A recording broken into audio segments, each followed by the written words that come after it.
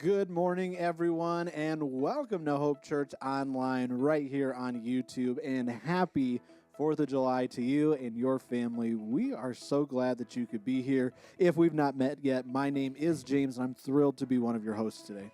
Good morning. My name is Casey, and yes, we get to celebrate the 4th of July a couple days early. How cool is that? But before we go on, I have a really important question. Yes. Fireworks today? Ooh, no. I think that's a online-only service treat. Plus, the hot tub did not make it last year, unfortunately. So if you missed that service, you should definitely go check it out. It's called America. Very easy to find. But anyway, there are no fireworks today, but we are planning to have a lot of fun. Our volunteers are decked out in all their 4th of July swag. This building is oozing red, white, and blue.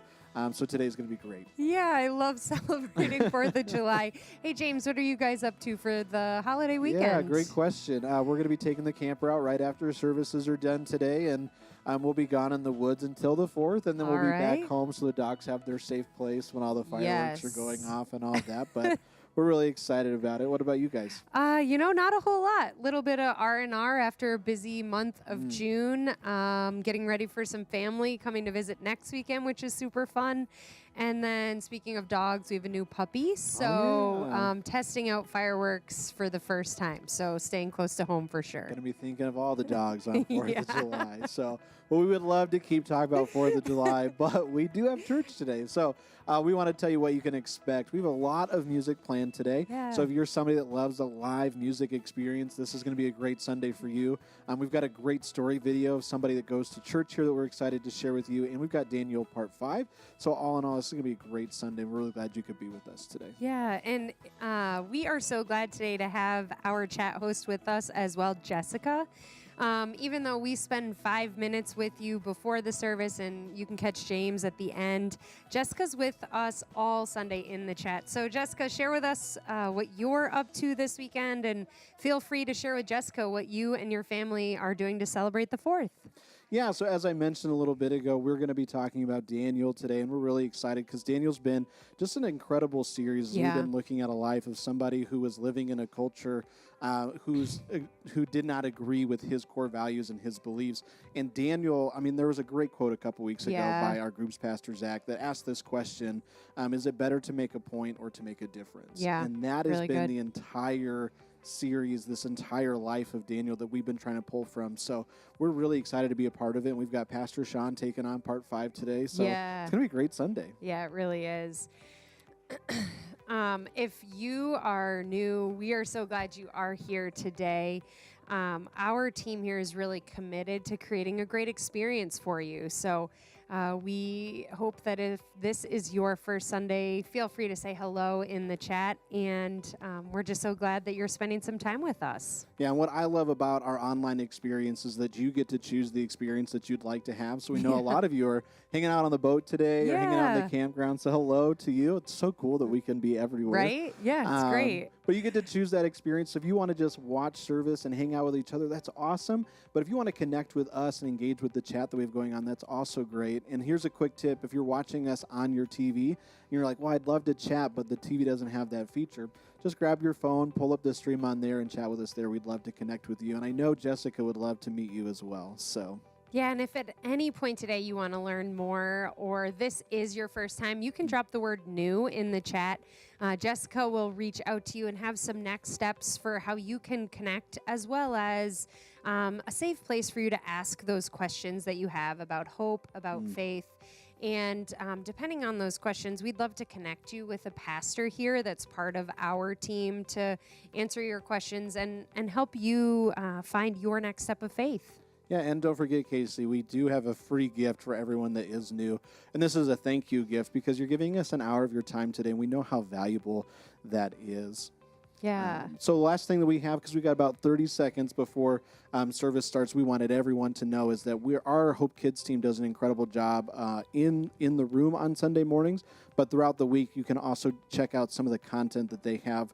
You can watch some of the videos at home. Plus, there's great parent cues that have fun activities for you and your kids to check out. And I always hear parents saying, well, it's just nice to watch something that isn't Bluey. So That's awesome. But that's it for Casey and I. You guys enjoy. Well, good morning, everyone here and online. Why don't we all stand to our feet? We're going to take a moment this morning, set down whatever else it is that you might be carrying in with you. And as we're here together, everyone can be here and belong here. And let's experience some freedom, some peace, some life, and some joy together as we sing. We worship the God who was. We worship the God who is. We worship the God who evermore will be. He opened the prison doors. He parted the raging sea. My God, He holds the victory. There's joy in the house of the Lord. There's joy in the house of the Lord today. And we won't be quiet. Oh, we shout out your praise. There's joy in the house of the Lord. My God is surely in this place. We won't be quiet. Oh, we shout out your praise.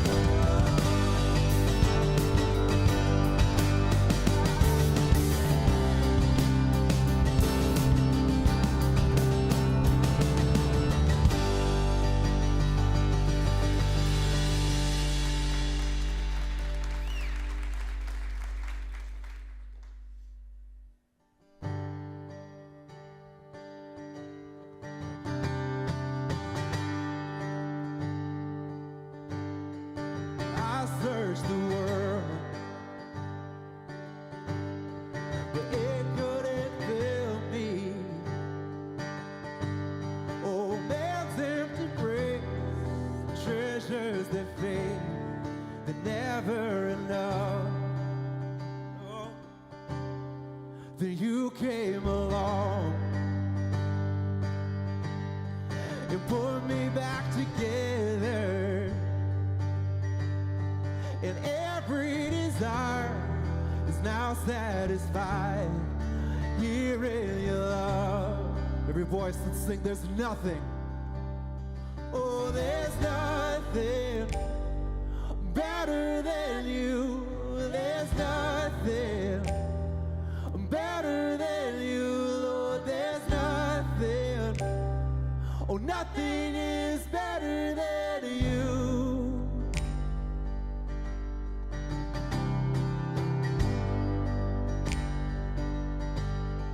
Well, I'm not afraid to show you my weakness, my failures and faults. Lord, you seen them all, and you still call me friend. 'Cause the God of the mountain is the God of the valley. And there's not a place your mercy and grace won't find me again. Oh, there's nothing better than you. There's nothing better than you, Lord. There's nothing, oh, nothing is better than you.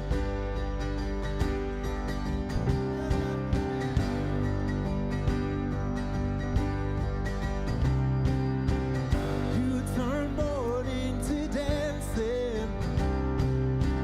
You give beauty for ashes. Come on.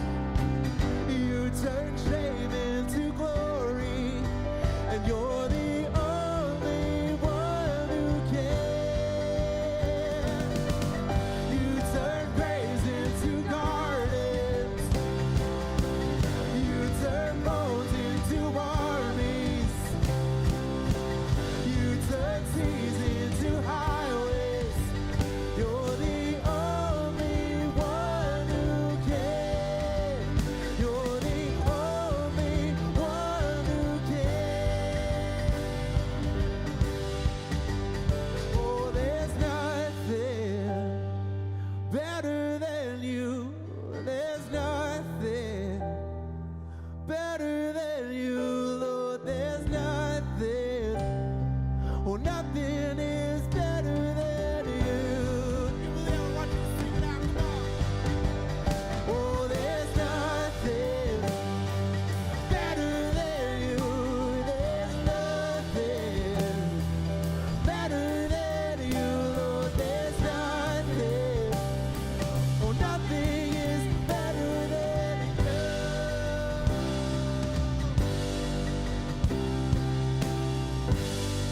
Then make some noise, clap, shout something. There's nothing better than the love of our God.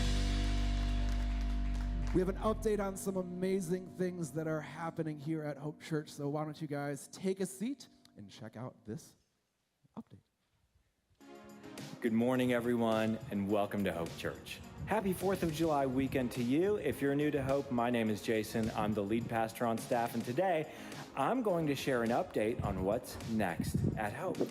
3 months ago, our church began a 12-month-long generosity initiative to invest in the next generation and the next location of Hope Church. We're investing in the next generation by adding a 5,200 square foot expansion to our next gen wing. We're going to add a large activity room, a large classroom. We're going to add a volunteer area and some office administrative space for our growing next gen staff here at Hope. And as you can see, the project is well underway. The site work's done, the footings have been poured, the rough plumbing's in. In fact, by the time you watch this update, the concrete slab will likely be poured as well. Everything's on track for us to take occupancy of this expansion by the end of this calendar year, and that is going to allow us to minister to and bless more children in the next generation. here at Hope Church. And now that this project is well underway, that allows us to start to put more of our energy toward investing in the next location. Our goal is to target a nearby Wisconsin community where we can open the next location of Hope Church. And after months of research, we're ready to announce the community that we are targeting. This Wednesday night, July 5th at 6 p.m., we're having an all-church meeting right here at the church. Everybody's welcome to attend, and we're going to walk you through the process we've been using to select the next location of Hope, and we're going to announce that location. Now, if you can't be here in the room, no worries. You can watch online, but you do need to register to get the link. You can watch live or on demand if you have that link, so you can get it by stopping by the hub later after the service if you're in the room, or you can click the link in the chat or go online to our website and register there. Now, we're able to make these two huge investments as a church because of your generosity. Thank you to everyone who financially supports the mission and vision of Hope Church, because you're making it possible for us to move forward into what's next. If you'd like to begin supporting our church and supporting these big initiatives, it's easy to financially support our church. For those of us in the room, we have offering drop boxes by each auditorium exit. So if you brought a gift with you today, you can put it in that black box. If you're watching online, you can click the link in the chat. You can always go to our website, hopelakecountry.com/give. Or if you want to grab your cell phone anytime, text the number 84321 and write the dollar amount you want to give, followed by the word next, and you will directly support an investment in the next generation and the next location of Hope Church. Now, as much as I love the progress we're making on these projects, there's something I love even better, and we're going to sing about it right now in this next song. So everyone, stand on your feet, let's get up, and let's sing this next one out loud.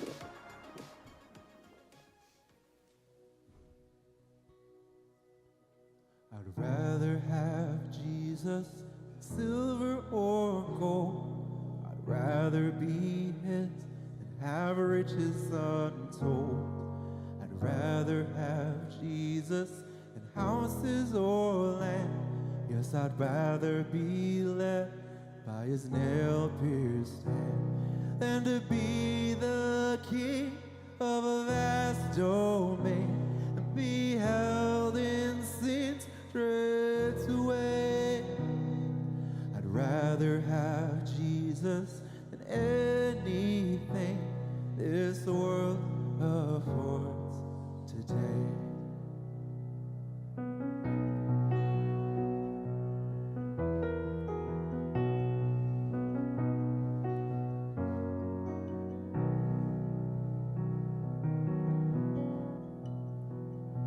I'd rather have Jesus than worldly applause.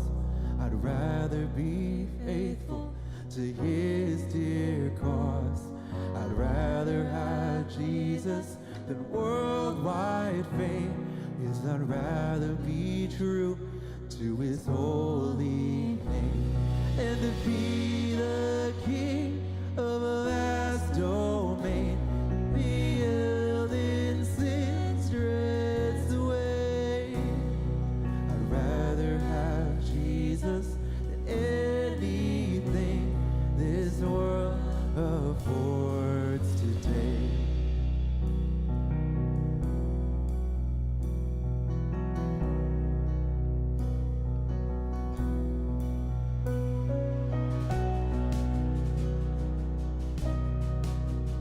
There's so much in this world that competes for our energy and effort and attention. But really, there's only one way, one person that's worth living after, and it's Jesus. Nothing but Jesus, just give me Jesus. Nothing that's good in this world lasts forever. Nothing that's good in this world lasts forever. Nothing but Jesus, just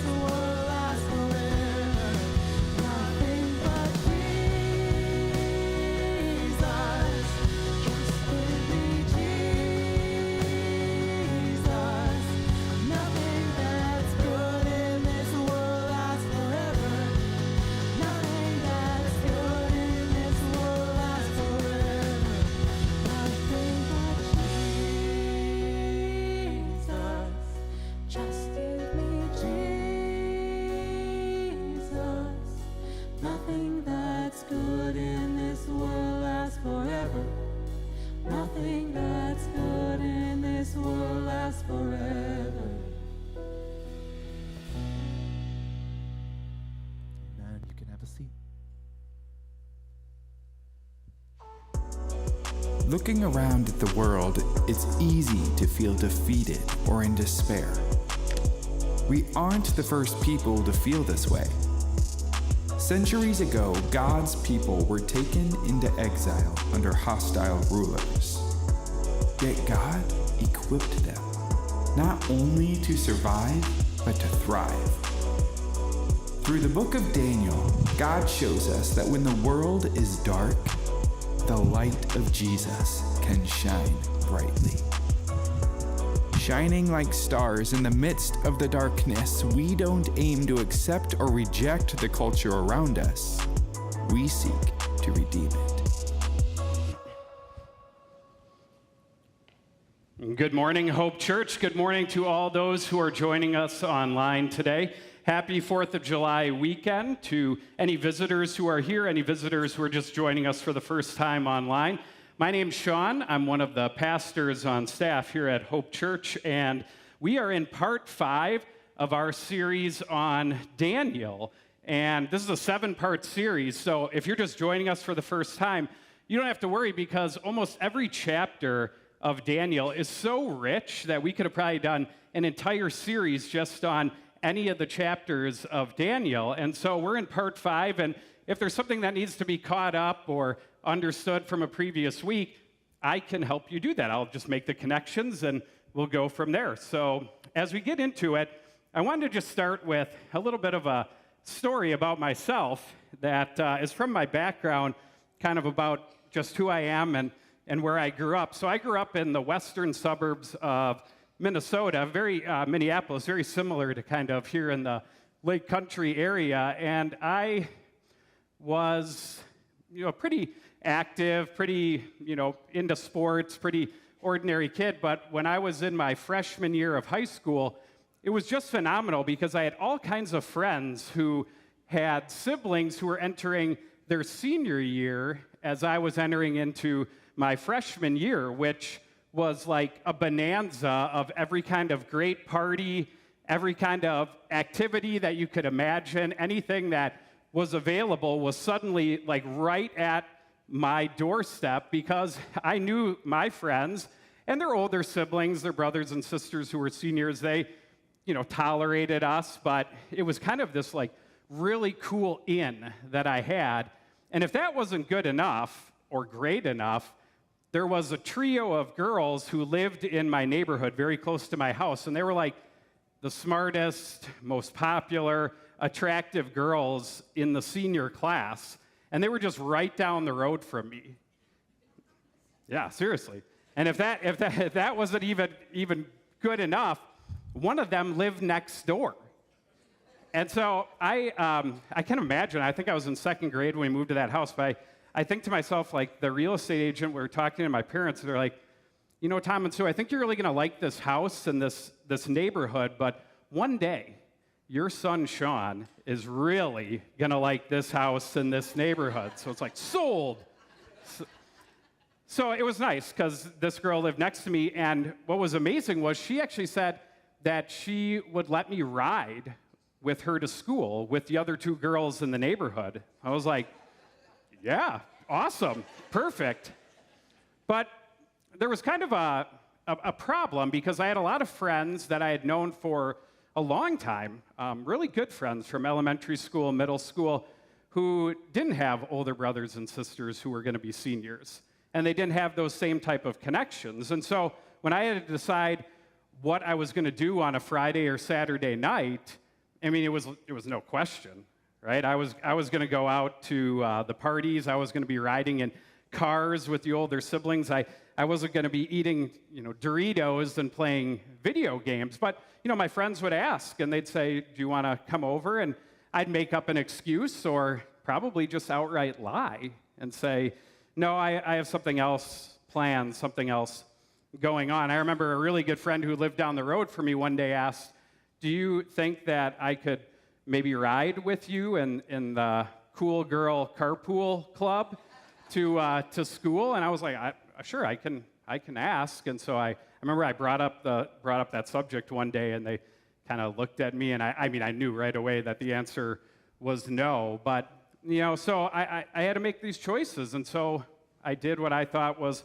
the right thing to do. And I remember as the year went on, and as kind of the first semester turned to second semester, the people who were seniors really started to lose interest in us. I mean, they were talking about college. They were getting ready to do parties and gatherings that were really just for seniors, and we probably just became annoying to them in a sense. And so we weren't invited. We weren't brought anymore. And if that weren't bad enough, I remember one Friday I got into the car with the three, the cool girl carpool club, and every time I'd get in there, it was like this haze, like not like Canadian wildfire haze, but like this haze of hairspray, perfume, and like they're doing their makeup, and I'm just sitting there like, what is going on?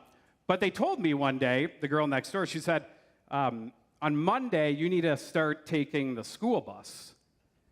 And I was like, did I do something wrong? I wasn't sure exactly what the problem was. And she said, well, no, you didn't do anything wrong, but when the school year started, you were just kind of getting into the high school, and my parents are friends with your parents, and the weather was cold, so I kind of felt sorry for you. But now that the weather's warmed up and it's nice, you can, it's not an issue if you stand outside the bus stop. I was like, okay.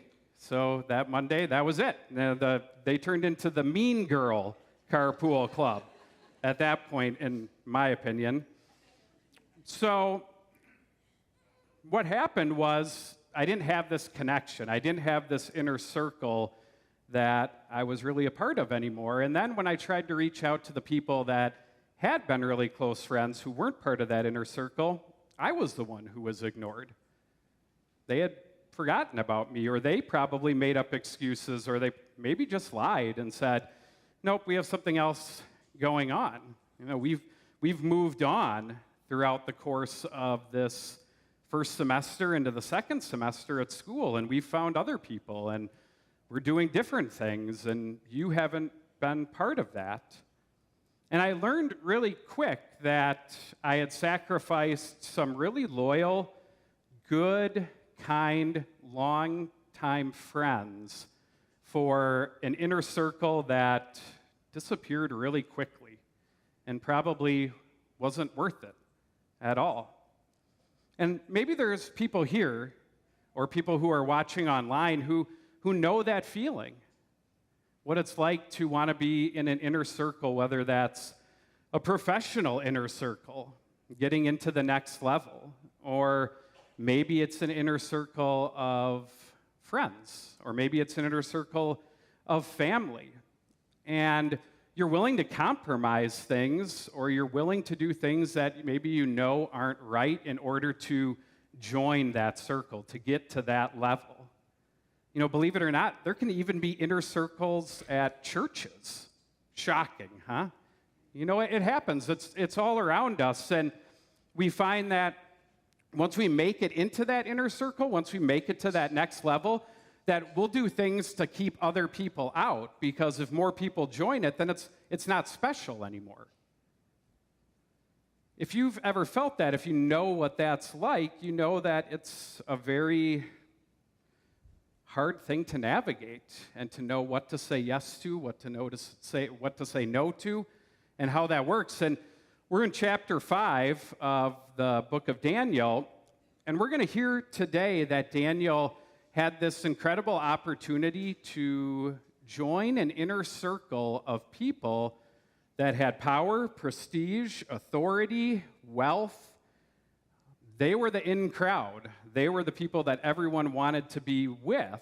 And Daniel is presented with this opportunity, and he's offered a chance to kind of make his case for it, or to give somebody what they want to hear. And we see how Daniel responds in that situation as he's with a new king, which we'll find out about next. So I'm gonna work through it here.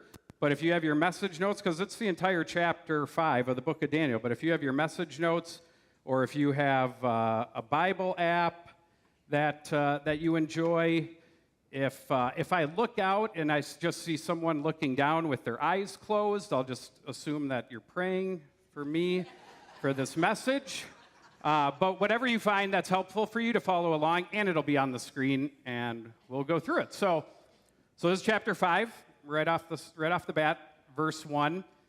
King Belshazzar gave a great banquet for 1,000 of his nobles and drank wine with them. So it's very strange because at the end of chapter 4 that Pastor Jason did last Sunday, it was King Nebuchadnezzar. Like, King Nebuchadnezzar has been the main king throughout the first 4 chapters of the book of Daniel, and all of a sudden we have this King Belshazzar who has had no introduction. There's no biographical information about him. There's nothing about his line of succession to the throne, but we know a little bit from history that there's a 25-year jump from the end of chapter 4 to the start of chapter 5, and in that time there's been several short-lived kings of the Babylonian Empire, and King Belshazzar is actually what would be called the king regent. His father is the king, but his father's on this like self-imposed exile, and this is historical stuff. It's not talked about in the chapter, but kind of what we know. So King Belshazzar just jumps on the scene here at the start of chapter 5, and he's throwing this big party with his closest buddies, the nobles, the in-crowd. So moving into verse 2. So when Belshazzar was drinking his wine, he gave orders to bring in the gold and silver goblets that Nebuchadnezzar, his father, not really his biological father, more like an ancestor, had taken from the temple in Jerusalem, so that the king and his nobles, his wives and his concubines might drink from them. Let's stop right there. So whether it's 600 BC or 2023, it's never a good idea to have your wives and girlfriends together at the same party. Like, that's just trouble. It's a trouble throughout the entire span of this. So continue on. So they brought in the gold goblets that had been taken from the temple of God in Jerusalem, and the king and his nobles, his wives and his concubines drank from them. As they drank the wine, they praised the gods of gold and silver, of bronze, iron, wood, and stone. If you remember back in chapter 1 of Daniel, if you don't remember, I'll let you know, and it's something that Pastor Jason has made mention of many times throughout the series, is that the Lord delivered the people of Israel into the hands of the Babylonian Empire. And when that happened, the goblets and the fine articles from the temple were taken and stolen. And so King Belshazzar decides at this moment in this party, like, hey, everybody's having a great time. My wives and girlfriends are here, all my buddies, friends, 1,000, like 1,000 people. If like we took the chairs out, you could easily fit 1,000 people in this auditorium where we are. So everybody's gathered here, and he is essentially showing this incredible display of arrogance, right? And showing off. Like, imagine this is a gold-plated vessel or goblet, to the god of gold or wood and stone. And he's doing these cheers and toasts with the goblets that are important to the people of Israel who they have overthrown. And what's even more incredible that's not known yet, but what we know from history is that there's this huge army of Persian and Medes who have surrounded the city, and they're just waiting to take over. And we have to assume that King Belshazzar is aware of this, and he decides to throw a party and to show off. It's kind of like eat, drink, and be merry, right? For tomorrow we die.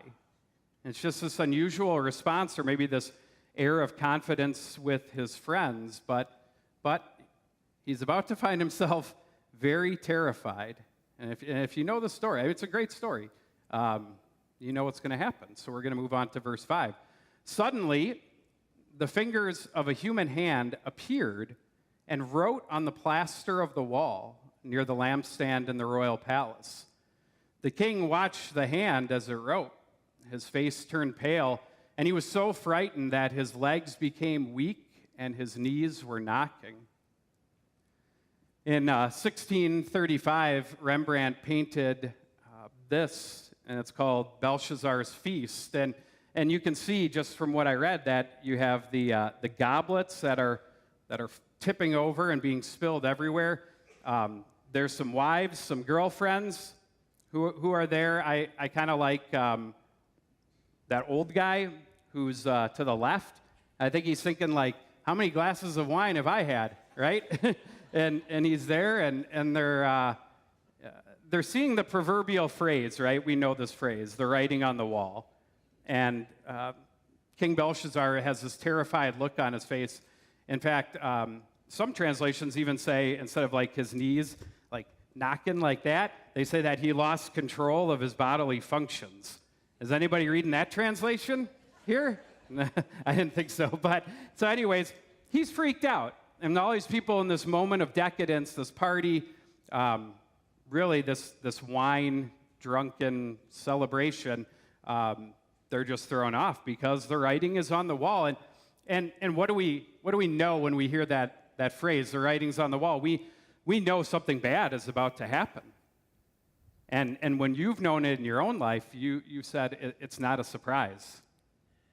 You've known something's about to happen, and it's not a surprise. I mean, we know that feeling. All of a sudden, a letter comes from the IRS, or your boss or your spouse says, hey, we need to sit down and have a chat. You know that something's coming. Or a teacher wants to see you after class if you're a student. It's usually not a surprise. It's something that's built up and led to this moment. The writing is on the wall. And that's where we find King Belshazzar at this moment. Verse 7. The king summoned the enchanters, astrologers, and diviners. And then he said to these wise men of Babylon, whoever reads this writing and tells me what it means will be clothed in purple and have a gold chain placed around his neck, and he will be made the third highest ruler in the kingdom. So who are these people that the king summons? Well, this is the school of the Magi. That's the school that Daniel was enrolled in when he was taken to Babylonia. And these are the guys who can figure out things like riddles. These are the ones who can understand and interpret dreams. These are the guys you want if you can't figure out today's Wordle. I mean, these are the ones that like figure out a confusing or something that's just unsure of. And so he calls them in. I mean, and you know what's incredible is they weren't part of the party, right? They weren't part of the inner circle. And he had to call them in and come and see. And he offers them rewards and privileges, clothed in purple like royalty, and a position of authority as the third highest ruler, a gold chain around their neck.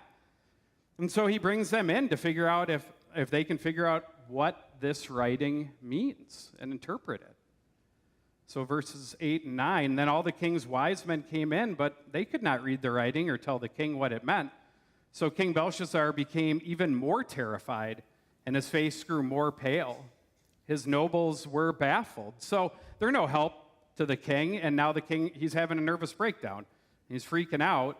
And so going into verse 10, the queen, hearing the voices of the king and his nobles, came into the banquet hall. May the king live forever, she said.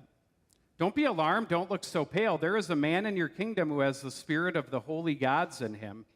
In the time of your father, his ancestor, he was found to have insight and intelligence and wisdom like that of the gods. Your father, King Nebuchadnezzar, his ancestor, appointed him chief of the magicians, enchanters, astrologers, and diviners. He did this because Daniel, whom the king called Belteshazzar, kind of sounds like the king's name, but that was the Babylonian name that Daniel was given, was found to have a keen mind and knowledge and understanding, and also the ability to interpret dreams, explain riddles, and solve difficult problems. Call for Daniel, and he will tell you what the writing means. So this is probably the queen mother, not King Belshazzar's wife. She's also not at the party. She's not in the in crowd, but I guess you usually don't invite your mom to the party with the wives and girlfriends. I think he knew that. He knew enough to not do that. But she comes in, and she essentially tells the king, like, look, you have the chief of the entire Magi, the head of the school of the Magi. He can come and help you. He can figure out this dream for you. So, verse 13, so Daniel was brought before the king, and the king said to him, are you Daniel, one of the exiles my father the king brought from Judah. It's kind of a little bit mocking, like, are you one of those aliens? Are you one of those exiles that my father brought here? Like, Daniel's been a central figure in the court of the kings of Babylon for quite a long time. Like, he doesn't know who this guy is, but you're going to find out, like King Belshazzar, he's not the brightest bulb here. So I have heard that the spirit of the gods is in you, and that you have insight, intelligence, and outstanding wisdom. The wise men and enchanters were brought before me to read this writing and tell me what it means, but they could not explain it. Now I have heard that you were able to give interpretations and to solve difficult problems. If you can read this writing and tell me what it means, you will be clothed in purple and have a gold chain placed around your neck, and you will be made the third highest ruler in the kingdom. Well, Daniel wasn't part of the inner circle either. He was brought in the moment of this party when they need his help, but this is his chance. All he's got to do is give the king what he wants, right? He doesn't even have to necessarily tell him the truth about what this writing means, but it's his moment to join something pretty prestigious, the moment to join this inner group of nobles and to be the third highest in the kingdom and to have authority and wealth. And you remember, Daniel has been somebody who's had these moments and opportunities come and go, but this is a new and it's a different king, and it's really his chance to shine. And when you think about moments like that in your life, do you ever wonder, like, this is the chance that I have to join the upper echelon? All I got to do is give the boss what he or she wants, just tell them what they want to hear. All I have to do is maybe tell an easy lie or gossip a little about somebody, and I can join this inner circle of friends that I've always wanted. Maybe it's a chance to take a position in your family, kind of move into a higher role with some authority or privilege. It's like this is that key moment for Daniel that he has, like, here is where I could make my mark. Just tell the king what he wants to hear. Verse 17. Then Daniel answered the king, "You may keep your gifts for yourself and give your rewards to someone else. Nevertheless, I will read the writing for the king and tell him what it means." "No thanks, king. You can keep those incentives to yourself. They don't interest me." I mean, Daniel, from everything we've read for these first 5 chapters, he's motivated by his faithfulness in God. Material and financial gain and rewards don't entice him. They're not alluring to him. And if you remember from what Pastor Jason said right at the beginning when we started the series, like, there's certain currents that Daniel's willing to wade into. Like, I'll get into this current and it'll take me down this road, and that's okay. I can do that. I can live within this culture, this society. And there's other currents where he says, no, I'm not going to do that. And it's at this moment where Daniel essentially tells King Belshazzar, like, my spiritual gifts can't be bought, nor can God's faithful people be bought. We're not for sale. Living in a pluralistic world and culture amongst these people have caused Daniel to make some difficult decisions and choices. And here he says, no, I'm not going to do this for you because of rewards or status or honor. And this is incredibly profound, right? Because those inner circles that we look to, and maybe they're very alluring, they require something from us. It asks something from us. And that's the write-in for today's message. What will the inner circle you desire require? Will it require your values, your marriage, your children, your friendships, your reputation, your honor, maybe your spiritual gifts, maybe even your very faithfulness to God. We continue to see in the Daniel series that Daniel will cross into certain things, but no, he'll draw the line.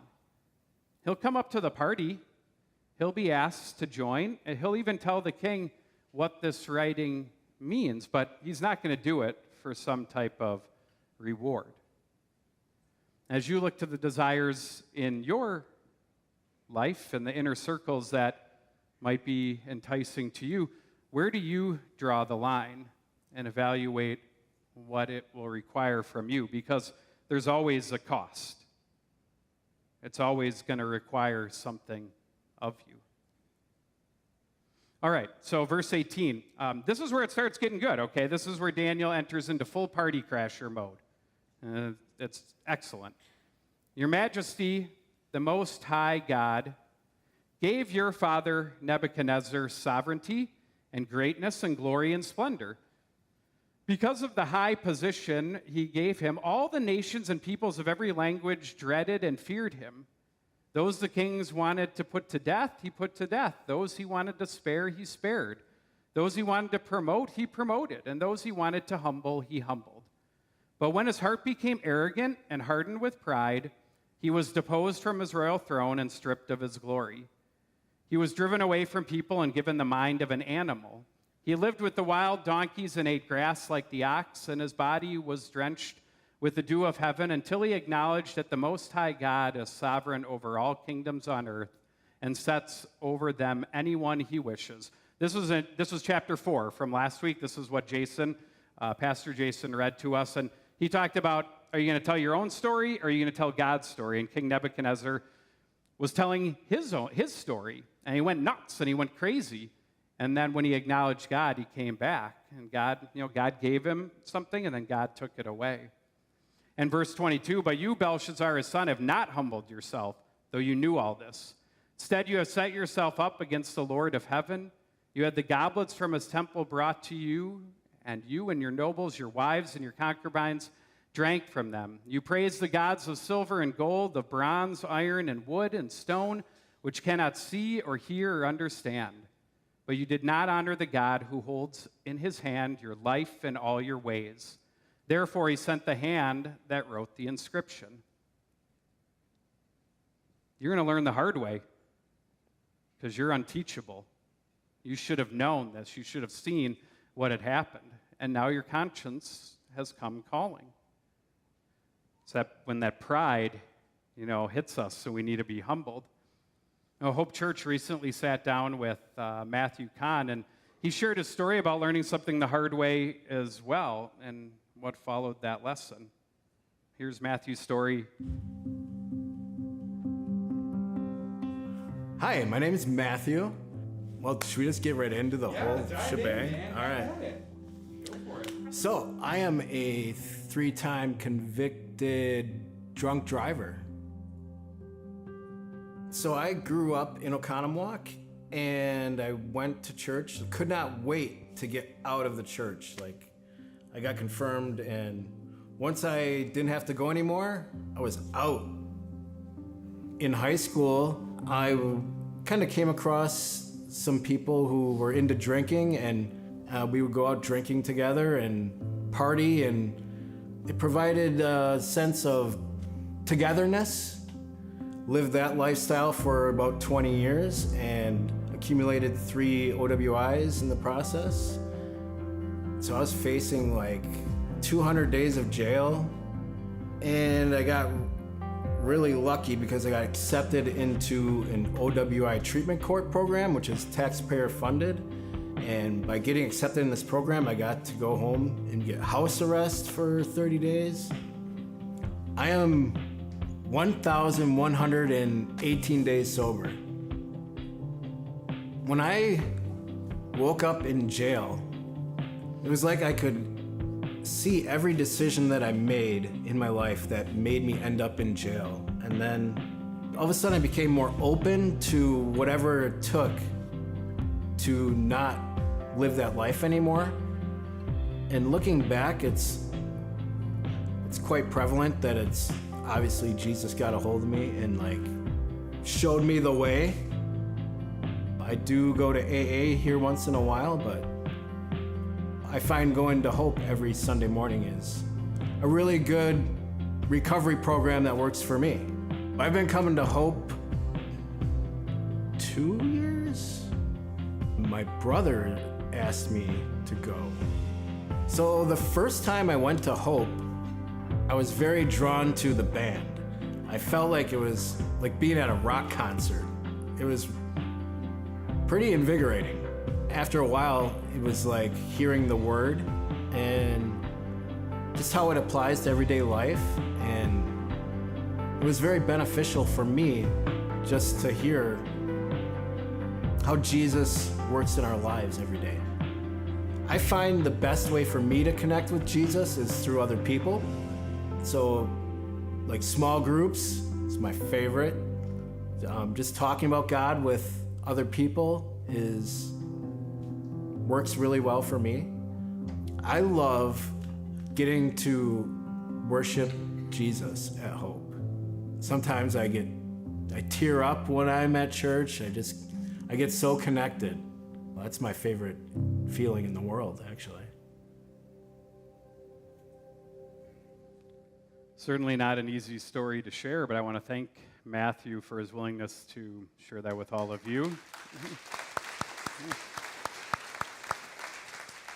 And he's found some new inner circles here at Hope with his groups, small groups, and then, of course, as he mentioned, here on Sundays with all of you. So what exactly was written on that wall, right, during Belshazzar's party? Verse 25. This is the inscription that was written. Many, many tekel upharsin. And here is what these words mean.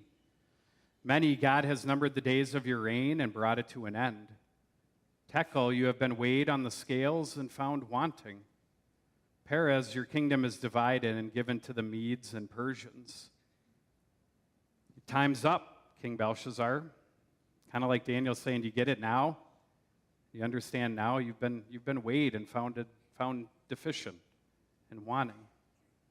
And then moving to verse 29, then at Belshazzar's command, Daniel was clothed in purple, and a gold chain was placed around his neck, and he was proclaimed the third highest ruler in the kingdom. Daniel's still rewarded. He gives him what he told him the truth, and he still gets promoted. It'll last about 3 hours, because that very night Belshazzar, king of the Babylonians, was slain, and Darius the Mede took over the kingdom at the age of 62.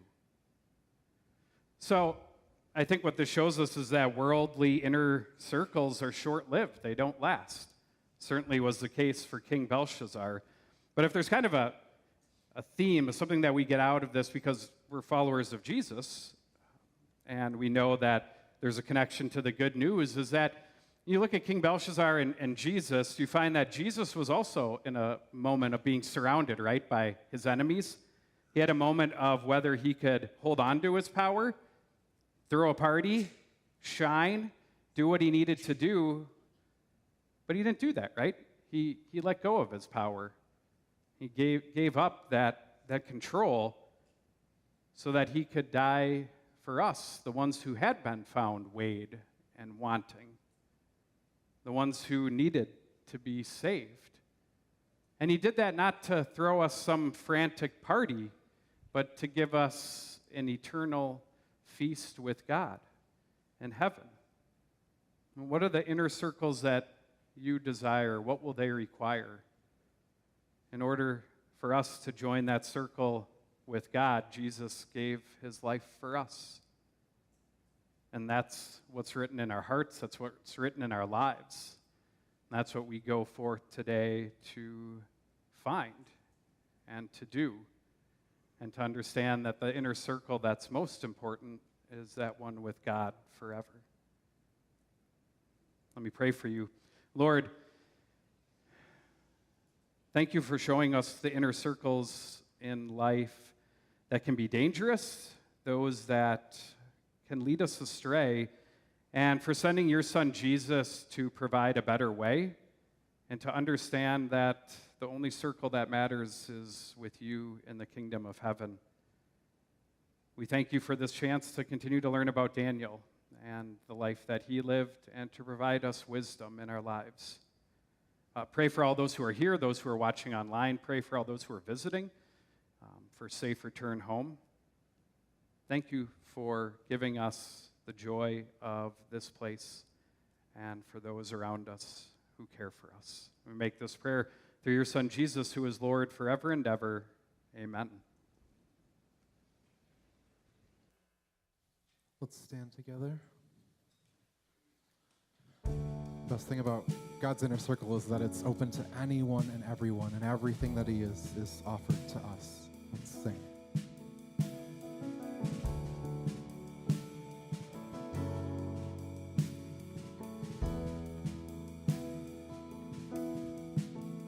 You give life, you are love, you bring light to the darkness, you give hope, you restore every heart that is broken.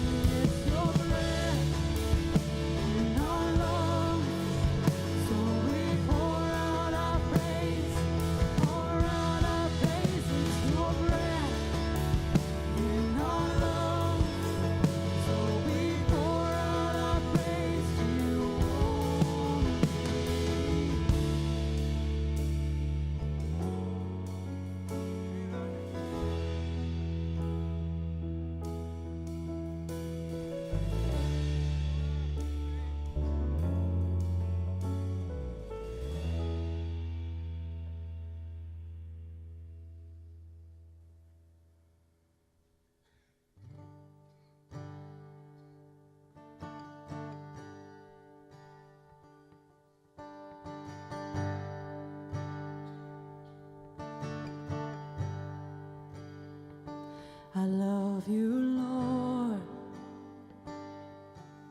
Oh, your mercy never fails me. All my days I've been held in your hands. From the moment that I wake up until I lay my head, oh, I will sing of the goodness of God. And all my life you have been faithful. And all my life you have been so, so good. With every breath that I am able, oh, I will sing of the goodness of God. I love your voice. You have led me through the fire, in darkest night. You are close like no other. I've known you as a father. I've known you as a friend. And I have lived in the goodness of God. Sing it out all my life. All my life you have been faithful. All my life you have been so, so good. With every breath that I am able, oh, I will sing of the goodness of God. Your goodness is running after, it's running after me.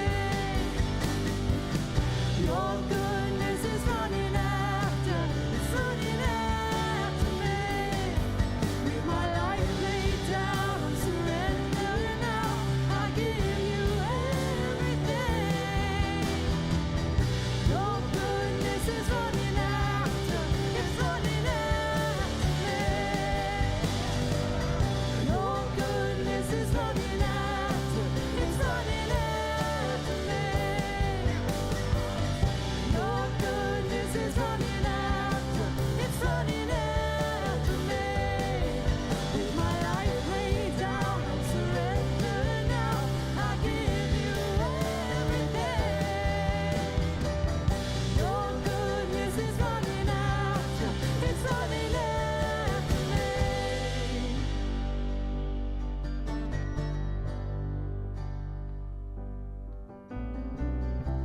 And all my life you have been faithful. And all my life you have been so, so good. With every breath that I am able, oh, I will sing of the goodness of God.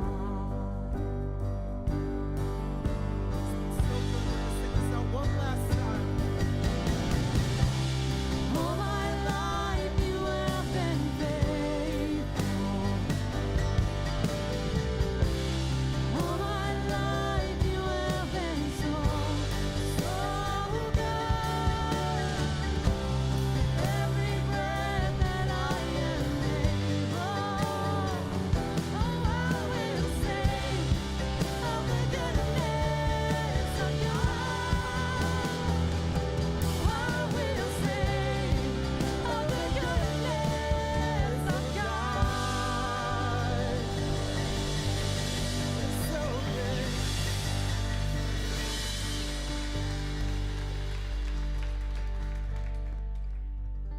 Amen. Thank you so much for taking some time in your weekend and spending it here. If you need prayer for anything today, there would be some people who would love to pray with you at the left of the stage as we leave, or you can type prayer in the chat. But otherwise, go forth and be safe and have a happy 4th of July weekend. We'll see you back next week.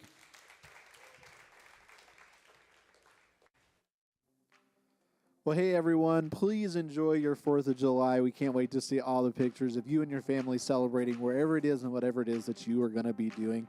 If you're interested in joining us for that all-church meeting, be sure to click the link in the chat. That way you can watch either during the live stream or on demand anytime. And if you're new to the channel and you're like, wow, I'm not sure if I'm ready to dive that far into Hope Church, but I want some information about what's happening here, click the link down in the description titled Newsletter. That way you get signed up for our digital newsletter that we send out every Thursday. But that is it for me. Thank you again for joining us here at Hope Church. Have a happy 4th, and we'll see you next week for Daniel Part 6.